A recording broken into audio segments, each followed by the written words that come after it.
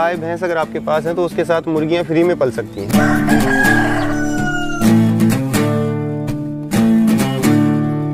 और एक गाय जो है वो डेली का लगभग 4 से 5 लीटर गौमूत्र देती है, तो 7,500 रुपये का एक गाय डेली का गौमूत्र देती है। ये है जयपुर के रहने वाले इंद्रराज जाट। इन्होंने जयपुर के पास ही अपना एक लो कॉस्ट इंटीग्रेटेड फार्मिंग मॉडल बनाया है। इस फार्म में आपको रहने के लिए मिट्टी से बने घर, साथ ही फार्मिंग में azolla farming, vermicompost farming, गाय, बकरी, ऊंट और घोड़ा आदि देखने को मिल जाएंगे। तो चलिए जानते हैं इनके बारे में और इस मॉडल के बारे में कि किस तरीके से किसान भाई इस मॉडल को अपनाकर परंपरागत खेती की तुलना में 4 गुना अर्निंग कर सकते हैं। तो चलिए शुरू करते हैं आज के इस वीडियो को। सर पहले तो आपका वेलकम है हमारे चैनल पर, और जो किसान भाई आपको देख रहे हैं थोड़ा सा आप उन्हें अपना और अपने फार्म का परिचय कराइए। सभी किसान भाइयों को राम राम। मेरा नाम इंद्रराज है और जयपुर का मैं रहने वाला हूँ। मेरा गांव जहाँ हम खड़े हैं यहाँ से 60 किलोमीटर दूर है और किसान परिवार से ही बिलोंग करता हूँ। और जिस फार्म पे आप आए हैं ये ग्रीन वर्ल्ड फाउंडेशन का जैविक फार्म है और एक कृषि पर्यटन का एक यूनिट, लो कॉस्ट यूनिट हमने यहाँ डेवलप किया है। ओके, तो अब सर आपका जो बैकग्राउंड है, आपकी जो एजुकेशन है, उसके बारे में भी आप थोड़ा सा बताएं। मेरा पारिवारिक रूप से अगर बैकग्राउंड देखें तो दादाजी खेती करते थे, पिताजी खेती भी करते थे और साथ में एग्रीकल्चर डिपार्टमेंट में ही थे। पहले सुपरवाइज़र थे, फिर प्रमोट होकर AAO बने। और मेरा BSc जो है वो एग्रीकल्चर से, हॉर्टिकल्चर ब्रांच से है, झालावाड़ से।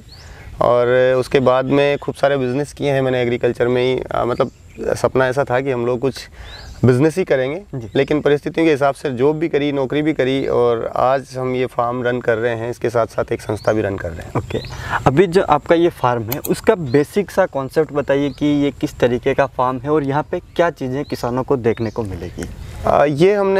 जब हमने ये संस्था की शुरुआत की थी उससे पहले हमने मार्केट में बहुत सारा रिसर्च किया। हमने बहुत सारा घूम फिर के देखा कि आज जो खेतों की जोत जो है वो किसानों के यहाँ बहुत छोटी हो गई है। हमारे पास ज़मीन बहुत कम है, तो हमने सोचा कि किस तरीके से अपनी इनकम को बढ़ाया जा सकता है। और खुद की इनकम तो हम बढ़ाएं ही बढ़ाएं, उसके साथ साथ हम किसानों को भी इसके लिए अवेयर करें। तो इसके लिए अवेयर करने के लिए मैंने एक संस्था की शुरुआत की, ग्रीन वर्ल्ड फाउंडेशन। और ये फार्म जो हमने बनाया वो integrated, low cost integrated farm है, जहाँ एग्रीकल्चर की बहुत सारी एक्टिविटीज़ एक छोटे से एरिया में हम लोग करते हैं, जिससे थोड़ी थोड़ी इनकम डेली बेसिस पे, हर यूनिट से कुछ ना कुछ इनकम डेली बेसिस पे निकलती है। ओके, अब आप हमें ये बताइए कि आपका ये जो फार्म है एक तो कितने एरिया में है और इसमें क्या क्या चीज़ें आपने कही हुई है। ये फार्म 1.5 हेक्टेयर में है। और इसमें बहुत सारी यूनिट हैं। हमने कृषि पर्यटन का एक लो कॉस्ट मॉडल बनाया है। इसके अलावा हमारे पास वर्मी कंपोस्ट, अजोला है। इसके अलावा फ्लावर्स की हम लोग खेती करते हैं, नर्सरी है, वेजिटेबल फार्मिंग हम लोग करते हैं। इसके अलावा ग्रेन क्रॉप्स भी करते हैं। और पशुपालन में हमारे पास बकरियां हैं, ऊँट है, घोड़ी है, गाय है और मुर्गियाँ भी हैं। ओके, अब जैसे नॉर्मली अगर हम किसी भी फार्मर को देखते हैं तो हमेशा फार्मर के पास जो भी ज़मीन है वो सिर्फ एक क्रॉप के ऊपर डिपेंड होता है। जैसे कोई सोयाबीन की क्रॉप लगा रहा है तो वो सोयाबीन लगाएगा, गेहूं लगाता है तो वो सिर्फ गेहूं लगाएगा। लेकिन आपने सिर्फ 1.5 हेक्टेयर में लगभग ज़मीन में आपने इतनी सारी चीज़ें एक साथ करी है, तो इसके पीछे का क्या मोटिव था उसके बारे में भी आप थोड़ा सा। देखिए सर, आज के टाइम पे, पहले अगर हम आज से 30-40 साल पहले के दौर में जाएँ, हमारे खेती के दौर में, तो पहले जो किसान होते थे वो बहुत छोटी छोटी चीज़ें सारी यूनिट्स रखते थे। जैसे उसने 4 क्यारी जीरे की लगाई है, 4 क्यारी उसने दाल की लगाई है। लगभग फसलें जो अन्न जो हैं, फसलें मसाले जो हैं, वो सब वो अपने खेत पे करता था। तो उस टाइम उनको बाहर से बहुत कम चीज़ें लानी पड़ती थी। आज हम सब लोग कहते हैं कि महंगाई है। हाँ, जिस तरीके से महंगाई बढ़ी है उसी तरीके से लोगों की इनकम भी बढ़ी है। लेकिन किसानों ने क्या किया है कि वो जो खेती करते थे वो पैटर्न बदल दिया है। वो अगर गेहूं ले रहा है तो लगातार साल दर साल गेहूं लेता जा रहा है, बाजरा ले रहा है तो बाजरा लेता जा रहा है। अगर किसानों को अपनी इनकम को इंक्रीज करना है तो उनको इंटीग्रेटेड पे जाना पड़ेगा, जो एक दूसरे के पूरक होती हैं। जैसे एक एग्जांपल दूं, गाय भैंस अगर आपके पास है तो उसके साथ मुर्गियां फ्री में पल सकती हैं। उसके लिए आपको इन्वेस्टमेंट करने की, बहुत ज़्यादा इन्वेस्टमेंट करने की आवश्यकता नहीं है।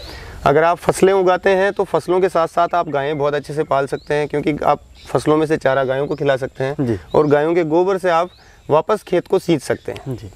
यानी कि एक पूरा सर्कल है, एक सर्कल को बनाकर हम अच्छी तरीके से फार्मिंग को कर सकते हैं। अब सर जैसे आपने ये सारी चीज़ें बताई दी कि आप ये चीज़ें कर रहे हैं, अब आपका जो फार्म है वो फार्म हमें विजिट कराइए स्टेप बाय स्टेप की कहाँ पर क्या चीज़ है और उससे किस तरीके से अर्निंग होती है, वो थोड़ा सा आप डिटेल में बताइए। बिल्कुल, मोस्ट वेलकम है सर। ये जो आप देख रहे हैं जी, ये अभी हमने नया ही बनाया है, अभी इसको महीना भर हुआ है जी। ये यहाँ रेस्टोरेंट का या ओपन में बैठ के खाना खाने के लिए हमने ये बनाया है, एक जो चारों तरफ से लगभग ओपन है जी। और यहाँ की लोकेशन खाना खाने के पर्पज़ से हमने ये बनाया है। ओके। जहाँ आप देसी ठाट में बैठ के खाना खा सकते हैं।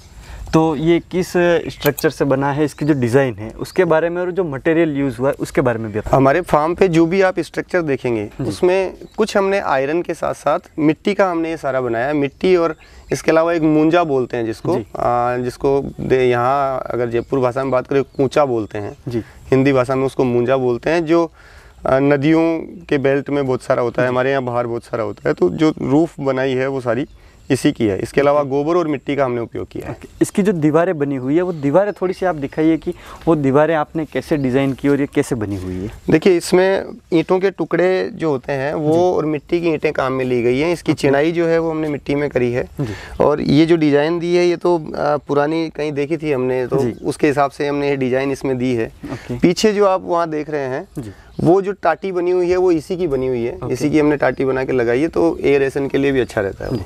अभी जैसे हम इसकी छत देखते हैं तो छत को आपने जैसे आप बता रहे हैं कि उसमें कुछ आयरन हमने यूज़ किया है और बाकी मूंजा यूज़ किया गया है, तो उसमें आयरन को किस तरीके से यूज़ किया गया है और उसका स्ट्रक्चर जो है उसके बारे में भी आपको। देखिए आयरन हमने इसलिए यूज़ किया इसमें कि ढांचा मजबूत रहता है। पहले पुराने टाइम पे क्या होता था, जब आंधी आती थी जी तो छान जो बोला करते हैं वो छान उड़ जाती थी हवा में या उसको नुकसान होता था। उसमें पहले लकड़ियों का यूज़ करते तो लकड़ी कई बार टूट फूट जाती थी, गड़ जाती है लकड़ी जी। तो हमने इसलिए ढांचा जो तैयार किया है वो आयरन का है। उसके अलावा अंदर बांस हमने लगाया है और उसके बाद में ये मूंजा लगाया है। यानी कि जो मेन स्ट्रक्चर है उसको आपने आयरन के ऊपर रखा है, बाकी सारी चीज़ें जो नेचुरली है उनके ऊपर आपने यूज़ किया है। ओके, अब नेक्स्ट जो पार्ट है उसकी तरफ ये हमारा ऑफिस है। पहले हमने इसको मशरूम घर के लिए तैयार किया था, लेकिन बाद में इसको ऑफिस में कन्वर्ट कर लिया है। इसकी दीवार जो बनी है वो सारी मिट्टी की ईंट निकाली हमने उससे बनाई है। इसके अंदर वैदिक प्लास्टर है जिसमें आप गूगल है, कड़ियों है, हल्दी है, उसका उपयोग करके, इसके अलावा मेथी हमने यूज़ किया है। तो मेथी से जो प्लास्टर होता है वो फटता नहीं है। पहले पुराने किलों में मेथी यूज़ करके प्लास्टर करते थे तो उसका सारे में ये प्लास्टर है। ऊपर हमने टीन सेट डाला है, वो इसलिए डाला है कि जब हमने शुरुआत में बनाया था ये उस टाइम जून जुलाई का महीना था तो दीवारें खड़ी हो गई, बारिश एकदम से आ गई, तो फिर हमने इस पे इमरजेंसी में टीन सेट डाला। तो ये आपका ऑफिस रूम हो गया जी। अब नेक्स्ट चलिए, जैसे कि हम देख पा रहे हैं कि आपने ये सारा सिस्टम तो बनाया ही है लेकिन इसके साथ में आपने एक स्विमिंग पूल भी बनाया है। तो स्विमिंग पूल के बारे में भी आप थोड़ा सा बताइए। स्विमिंग पूल हमने इसलिए बनाया क्योंकि राजस्थान में गर्मियों में बहुत हॉट टेम्परेचर रहता है जी। और गर्मियों में अगर राजस्थान में टूरिज्म को अट्रैक्ट करना है, लोगों को अट्रैक्ट करना है, तो पूल एक बेस्ट ऑप्शन है जी। तो इसलिए हमने पुल का निर्माण किया है और ये भी लगभग मतलब किसी से कंस्ट्रक्शन नहीं करवाया है, कुछ कारीगरों की हमने मदद ली है, लेकिन इसका कंस्ट्रक्शन हमने खुद ने भी मिलकर साथ में मिलकर किया है। तो सर आपने जो स्टे के लिए जो रूम बनाए हैं वो किस तरीके के हैं, उनमें क्या क्या चीज़ें हैं, वो भी आप थोड़ा सा दिखाइए। ये जैसे हमारा एक रूम है, इसमें जो सारा बना है ये लोहे के स्ट्रक्चर पे ही है और इसमें जो ये दीवारें हैं ये इसकी मूंजे की दीवार करके फिर उसको दोनों तरफ से मिट्टी से लिपा गया है और तो पूरा इसमें मिट्टी का काम है, मिट्टी और गोबर के, गाय के गोबर का काम है। इसमें मिट्टी और गोबर और इस मूंजे की वजह से हीट का जो हीट ना बहुत जल्दी अंदर आती है ना बहुत जल्दी बाहर जाती है। तो गर्मियों के दिनों में ये ठंडा रहता है इसकी वजह से और सर्दियों में गर्म रहता है। तो इसकी दीवारें आपने जैसे अभी हम देख पा रहे हैं ये जैसे आपने बताया कि मूंजे और मिट्टी से बनी हुई है, तो ये कैसे बनी हुई है, थोड़ा सा उसके बारे में थोड़ा डिटेल से बताइए। देखिए हमने पहले लोहे का स्ट्रक्चर बनाया, उसमें जिस तरह की आप ये देख रहे हैं ये सामने ये टाटी हमने इस पे पूरी बनाई गोल और टाटी के दोनों तरफ से हमने मिट्टी का लेप किया है, मिट्टी और गोबर का। हाँ जी। अब थोड़ा सा आप अंदर चल के दिखाइए कि अंदर से ये गोलाई में हमने रूम बनाए थे क्योंकि पहले हमने सुना था, घरों में देखा भी था पुराने टाइम पे कि पहले गोल कमरे बनाते थे गांव में मिट्टी के, तो इस वजह से हमारे भी दिमाग में आया कि आइडिया कि अपन गोल बनाते हैं जिसमें हमारे पास बेड है, चेयर टेबल है, अलमारी है और इसके साथ में अटैच टॉयलेट बाथरूम भी है। तो वो भी आप देख सकते हैं। टॉयलेट बाथरूम जो है वो पूरा हाइजेनिक हमने बनाया है। तो ये सारा जो रूम है ये गर्मियों में बहुत ठंडा रहता है और सर्दियों में जो है वो गर्म रहता है। ओके। हमारे पास इसमें कूलर है, पंखा है जी। तो अगर गर्मियों में कूलर चलाएंगे तो बिल्कुल एसी की तरह फील होता है। ओके। और ऊपर से इसकी जो छत बनी हुई है, छत के बारे में भी आप थोड़ा सा बताइए। छत सेम वही स्ट्रक्चर पे जैसा हमने फर्स्ट में देखा कि वही पूरा स्ट्रक्चर है, इसमें गोल है, बस वो वी शेप में है। ओके जी। तो अभी इस तरीके के आपके पास स्टे के कितने रूम हैं? हमारे पास टोटल रूम 5 हैं, जिनमें से एक हम लोग यूज़ करते हैं, बाकी 4 गेस्ट के लिए हमारे पास है। एक डॉर्मेट्री हॉल है और एक जो आपने देखा रेस्टोरेंट के लिए वो है। हाँ, अब जैसे आपके पास ये जो रूम है पर डे आपके पास कितने गेस्ट रुकने की व्यवस्था है? यानी अगर कोई ग्रुप, जैसे कोई ग्रुप आता है तो लगभग कितने पर्सन मतलब पर डे यहाँ पे रुक सकते हैं? देखिए दिल्ली का अगर फार्मर्स या ग्रुप की बात करें तो ग्रुप का हमारे पास 25 का अरेंजमेंट है। 25 लोगों का ग्रुप हमारे साथ रुक सकता है, तो जिसमें हमारे यहाँ फार्मर्स भी ट्रेनिंग करते हैं, इसके अलावा गेस्ट भी आते हैं। दोनों तरह का हमारे पास है। ओके। अब जैसे बाकी जो चीज़ें हैं, गायें हैं, जैसे आपने बताया कि गायें हैं आपके पास, ऊँट वगैरह इधर से चलते हैं, बहुत सारी चीज़ें भी आप हमें थोड़ा सा दिखाइए। ये पीछे का जो पूरा पोर्शन है जी, ये सारा हमने कृषि के लिए रखा है। ओके। तो इसमें जैसे आप ये देख रहे हैं, ये गुलदाउदी है जी, फ्लावर है ये, और इसका हमारे पास 12 वैरायटी है। ओके। तो हम लोग अभी जैसे अब इसका सीज़न शुरू हो गया, इसके प्लांट्स तैयार करके हम प्लांट सेल करते हैं, और इसके अलावा सर्दियों में फिर इसमें फ्लोरिंग आ जाती है तो हमारे फार्म की खूबसूरती भी बहुत अच्छी हो जाती है। ओके। उसके बाद जैसे एग्रीकल्चर का जो भी पार्ट है, एग्रीकल्चर के पार्ट के बारे में आप बताइए कि भाई आपने जैसे बताया कि अगर हम खेती करते हैं तो फ्री में हम जानवरों को रख सकते हैं, और अगर जानवरों को रखते हैं तो हम खेती को भी कर सकते हैं, तो वो जो पूरा साइकिल है उसके बारे में भी आप थोड़ा सा देखिए। ये जो आप देख रहे हैं, ये जो यूनिट्स देख रहे हैं, ये अजोला के लिए यूनिट्स हैं जी। अजोला एक ग्रास होती है जो वैसे तो फर्न इसको बोलते हैं जी। तो ये पशुओं के लिए काम में ली जाती है, खाने के लिए, और जैसे किसी के हरा चारा नहीं है या प्रोटीन सोर्स उसको चाहिए तो ये प्रोटीन और मिनरल्स का बहुत अच्छा सोर्स है। पानी के ऊपर लगाया जाता है और इसको पशु को थोड़ी सी एक बार लत लगानी पड़ती है खाने के लिए, बाकी फिर उसका जो दूध का प्रोडक्शन है, उसकी जो हेल्थ है वो अच्छी हो जाती है। इसके अलावा उस साइड में जो आप देख रहे हैं वो वर्मी कंपोस्ट की यूनिट है, तो वर्मी कंपोस्ट और वर्मी बोस हम लोग यहाँ बनाते हैं, दोनों चीज़ें। तो जो अजोला की जो यूनिट है उसके बारे में भी आप थोड़ा डिटेल से बताइए, कैसे आप इसे तैयार करते हैं, ये कितने टाइम में तैयार हो जाती है? देखिए, अजोला एक ग्रास है जो पानी के ऊपर होती है। ये जो आप स्ट्रक्चर देख रहे हैं इसमें ये 1 फीट हाइट का है। ओके। इसमें हम लोग 1 फीट हाइट में हमने 1 इंच मिट्टी और गोबर डाला है। उसके बाद में उसमें हम पानी भरते हैं। पानी भरने के बाद इसके ऊपर सीड छोड़ा जाता है। ओके। तो इसमें अगर हमने 1 किलो सीड डाला है एक बेड में, तो वो 10 से 15 दिन में इसको पूरा भर देता है। ओके।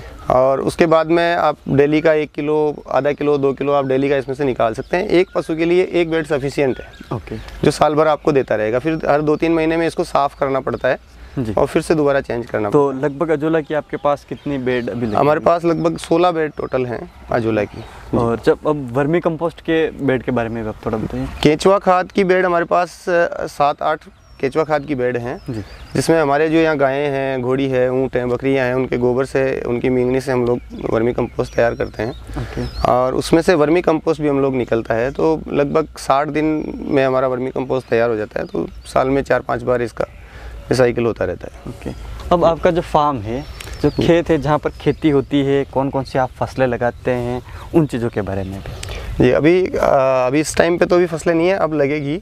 अभी हम लोग मूंगफली, ग्वार और बाजरा हम लोग लगाएंगे। इसके अलावा पशुओं के लिए चारा है। सीजन वाइज हम लोग चेंज करते रहते हैं। वेजिटेबल्स हम इतनी करते हैं कि जो फार्म के यूज़ के लिए आ जाए। तो पूरी पूर्ति भी नहीं हो पाती है, लेकिन आज जो चीज़ें सीजन के हिसाब से हम लोग लगा सकते हैं वो सारी वेजिटेबल्स हम लोग लगाते हैं और ग्रेन क्रॉप्स लगाते हैं। ओके। ये हमने कुछ अभी पिछले साल लगाया था। ये आप चख के देखिए, ये मीठी तुलसी, स्टीविया। स्टीविया तो ये शुगर से 300 गुना तक मीठी होती है जी। तो ये भी हम लोग कुछ पाउडर थोड़ा थोड़ा लगाया हमने, तो उसका पाउडर बना के हम लोग, कस्टमर यहाँ आते हैं तो उनको हम लोग सेल करते रहते हैं। ओके। इसके अलावा हमने एक नर्सरी तैयार की है जिसमें हम लोग पौधे यहीं तैयार करते हैं। जिस जिनके मदर प्लांट हमें मिल जाते हैं जी, वो सारे पौधे हम लोग यहाँ तैयार करते हैं, जिसमें ऑर्नामेंटल भी हैं, फ्रूट्स के भी हैं, फ्लावर्स के भी हैं। अभी इस पर नेट था तो वो नेट जो आंधी आई उसमें ये गिर गया था, क्योंकि ये हमने लो कॉस्ट बनाया, बांस पे है। ओके। तो बहुत तेज आंधी की वजह से ये गिर गया था। बाकी बहुत सारे पौधे हमने तैयार किए हैं। लगभग हमारे पास 5000 पौधे भी तैयार किए हुए हैं, जिसमें बील पत्र है, जामुन है, अमलतास है, अर्जुन है, हार सिंगार है, औषधीय पौधे भी हैं। ओके। तो ये सारे पौधे हैं। अभी जैसे जो एनिमल आपके पास है उनके बारे में बताइए कि भाई आपके पास कौन कौन से एनिमल यहाँ पर अवेलेबल हैं और उनको आप खेती में किस तरीके से यूज़ करते हैं। ये आप देख रहे हैं, ये बिल्कुल लो कॉस्ट है। अभी तो ये थोड़ा सा टूट गया है, बाकी ये लो कॉस्ट है। हमने एक चीज़ समझने की है पशुपालन में। ओके। कि किसान क्या करता है, पशुपालन शुरू करने से पहले वो स्ट्रक्चर बनाता है और लाखों रुपए स्ट्रक्चर पे खर्च कर देता है। हाँ। तो हमारा मानना ये है कि वो स्ट्रक्चर पे बहुत कम खर्च करके जी। और एनिमल्स पे ज़्यादा खर्च करे तो ज़्यादा बेहतर है। जी। क्योंकि स्ट्रक्चर लो कॉस्ट में भी स्ट्रक्चर में चल जाएगा। ऐसा नहीं है कि भाई किसी को दिखाने के लिए हम लोग कर रहे हैं। जी। जितना खर्चा कम से कम इस स्ट्रक्चर पे हो, जैसे मान लीजिए कि ये हमारा जो स्ट्रक्चर है, हमने शुरुआत में इसमें 15,000 रुपये का खर्चा किया। ओके। अब हमने 15,000 के साथ साथ में हमने 50,000 रुपये बकरियों के लिए खर्चा किया। तो हमने लगभग 65,000 के आसपास हमने इसमें एक्सपेंस किया। ओके। अगर हम दूसरे किसानों की तरह करते तो 70,000 का तो हम लोग स्ट्रक्चर बनाते शेड में लगाते हैं और 15,000 की बकरियां खरीदते।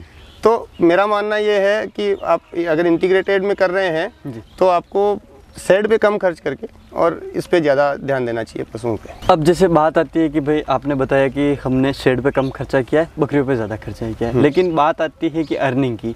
एक तो बकरियों से आपको अर्निंग किस तरीके से होती है और कैसे आप इनको पूरा इनका शेड्यूल रहता है, या फिर उसके बारे में भी आप थोड़ा सा बताइए कि इसको आप फार्मिंग में कैसे यूज़ करते हैं। देखिए, बकरियां जो हैं पुराने टाइम से इसको चलता फिरता फ्रीज भी कहते हैं। राजस्थान का फ्रीज चलता फिरता। तो दूध की जो क्वालिटी है बकरी की वो बहुत अच्छी होती है जी।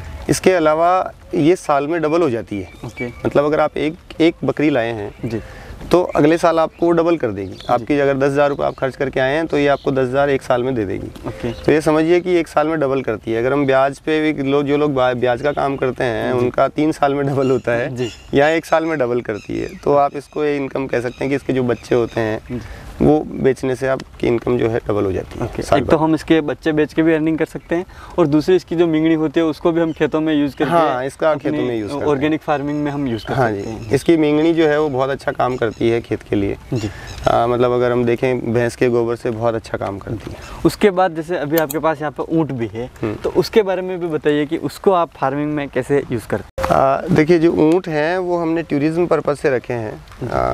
राजस्थान में अगर कोई आया है, अगर वो ऊँट की सवारी नहीं करे या उसने ऊँट नहीं देखा जी, तो फिर उसने राजस्थान में आके कुछ नहीं देखा। तो इसलिए हमने ऊँट रखे हैं। ये 2 ऊँट, एक छोटा है एक बड़ा है। तो छोटे बच्चों को हम लोग छोटे ऊँट पे सवारी करवा लेते हैं जी। और बड़े लोगों को हम लोग सवारी करवाने के लिए यूज़ करते हैं। तो यानी कि फार्मिंग के साथ इससे भी एक अच्छी इनकम है। अगर हम एक राइड करवाते हैं तो लगभग 100 रुपये हम लोग चार्ज करते हैं। अगर 10 लोग आए हैं और अगर 10 लोगों ने राइड करी ऊँट की तो हमें 100 रुपये 1,000 रुपये देके जाते हैं। वो टूरिज्म के अलावा अलग से ये इसका पैसा। टूरिज्म एक अलग चीज़ होगी, इससे इस तरीके से अर्निंग होती है कि भाई राइडिंग करते हैं तो राइडिंग की हमें एक अर्निंग मिल जाएगी। हाँ जी। उसके बाद जैसे आपने घोड़ा भी रखा हुआ है तो उसका भी यही पर्पज़ है। घोड़े का भी सेम पर्पज़ है जी, ताकि हम लोग टूरिस्ट को अट्रैक्ट कर सकें। क्योंकि एक चीज़ है कि जो शहर में जो लोग हैं उनके पास ऑप्शन नहीं है इस तरह के, कि ज़्यादा ऑप्शन नहीं है शहर में रहते हुए कि वो इन चीज़ों को फील कर सकें, इनके साथ अटैच हो सकें। तो वो लोग यहाँ इसलिए भी आते हैं कि पूरा पशुपालन उनको देखने को मिलता है, उनके बच्चों को वो दिखा सकते हैं। तो इसलिए भी हमने ये घोड़ा रखा है। अब लास्ट में आती है अपनी गाय। तो गाय के बारे में भी आप बताइए कि उसको आप। तो वैसे तो अगर मैं मेरे रिलीजन के हिसाब से भी बात करूं तो गाय एक माँ के समान है जी। और जितना माँ हमें पालती है उतना ही गाय भी हमें पालती है जी। तो गाय का दूध, एक तो सबसे बड़ी बात अगर साइंटिफिक की तरफ से देखें तो गाय का दूध पीने के हिसाब से सबसे बेस्ट दूध माना जाता है जी। और इसके बहुत सारे गुण हैं। गौमूत्र का इसका मेडिसिन में यूज़ होता है। गाय का गोबर जो है, दूध हमारे लिए बाई प्रोडक्ट है। लोग क्या करते हैं, लोगों के लिए गाय का दूध मेन प्रोडक्ट होता है, गोबर बाई प्रोडक्ट होता है। लेकिन हमारे लिए गोबर और गौमूत्र मेन प्रोडक्ट है और गाय का जो दूध है वो बाई प्रोडक्ट है। अब एक एग्जांपल मैं दूं आपको कि जैसे बाबा रामदेव हैं, वो बाबा रामदेव जो हैं वो गौमूत्र का अर्क बेचते हैं जी। और अगर आप मार्केट में लेने जाएंगे तो मेरे हिसाब से 100 से 150 रुपये का 100 ml गौमूत्र का अर्क देते हैं। ओके। और एक गाय जो है वो डेली का लगभग 4 से 5 लीटर गौमूत्र देती है। ओके। तो इस हिसाब से अगर कैलकुलेशन किया जाए तो 1,500 रुपये लीटर गौमूत्र बाबा रामदेव बेच रहे हैं जी। तो 7,500 रुपये का एक गाय डेली का गोमूत्र देती है। ओके। बस वैल्यू को समझना है, उसको प्रोसेस करना है। जी। तो हम लोग इसकी अभी ईंटों का भी ट्राई कर रहे हैं कि ईंटें इसके गोबर की ईंटें हम लोग बनाएं, कोशिश चल रही है।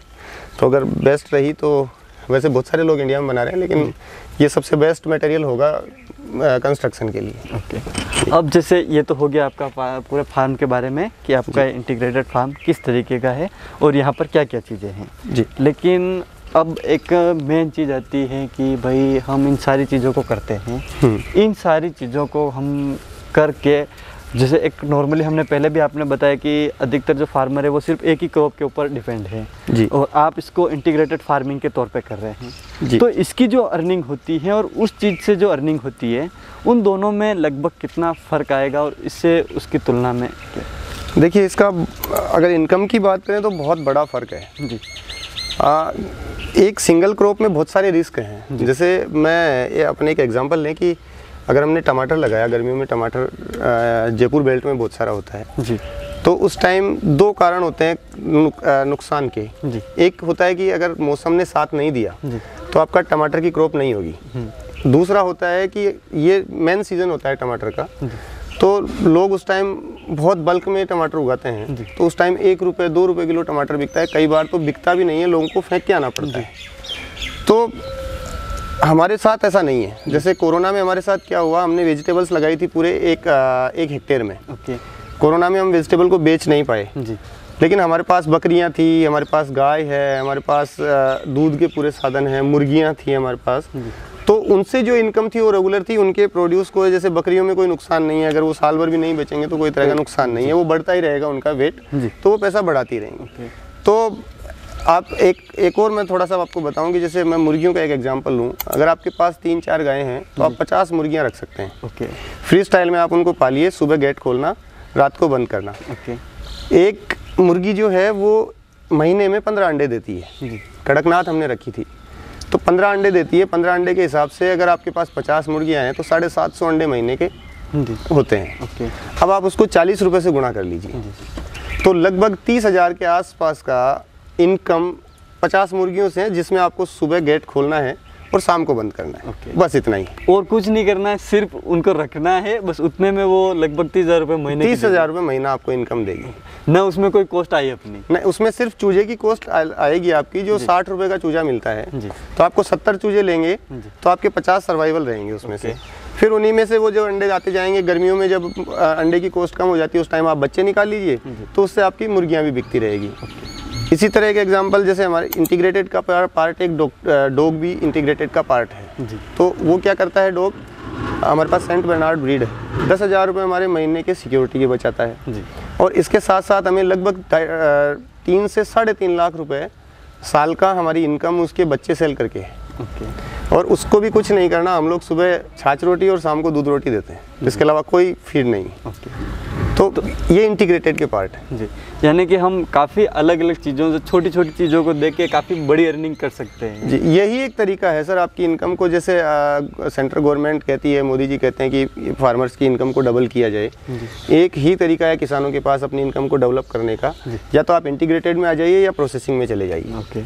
अब जैसे हम ये चीज़ और जानना चाहेंगे, कोई चाहे आपका ये फार्म देखना जी कि भाई मुझे ये फार्म देखना है या फिर मुझे इस तरीके की ट्रेनिंग लेनी है जी, एक चीज़ तो ये हो गई। दूसरी चीज़ ये है कि कोई चाहता है कि मैं शहरों में रह के ऊब चुका हूँ, मुझे 2 दिन रिलैक्स वाली जगह, इस जगह पे जाना है घूमने के लिए, तो यहाँ फार्मर या विजिटर कैसे आ सकते हैं, उसकी क्या प्रोसेस रहेगी, उसके बारे में बताओ। देखिए, फार्मर्स के लिए हमारे यहाँ विजिट फ्री है। फार्मर्स को हम लोग कोई चार्ज नहीं करते विजिट का। जी। अगर ट्रेनिंग उनको करनी है तो हमारे बैचेस बनते हैं, जैसे जितनी डिमांड फार्मर्स की आती है उस हिसाब से हम बैच बनाते हैं।